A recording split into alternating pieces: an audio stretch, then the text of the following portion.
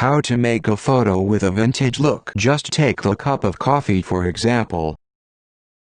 You can simply edit vintage photo with tone color, which apply the vintage effect with one click. Of course, you can adjust the saturation, contrast and others to get a satisfied result. The grayscale is another frequently used method to make a photo vintage. You can also tweak the film grain, such as the intensity and size, to apply an old-fashioned photography. There are dozens of vintage film effects with different camera profile.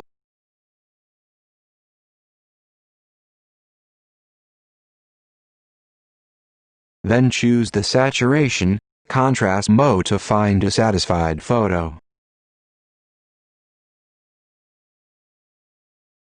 The before and after mode always enables you to have an instant view of the vintage filter. The vignette is another frequently used method to create vintage old photo effect in photos. The Lomo section enables you to adjust the color opacity as well. WidsMob Retoucher also enables you to reduce the noise of old photos.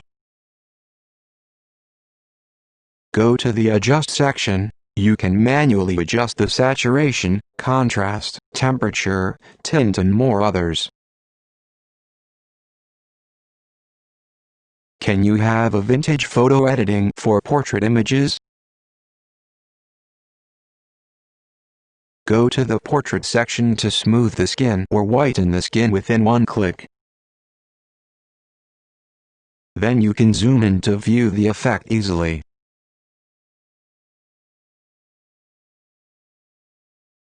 Of course, you can apply the vignette to make the old-fashioned photography.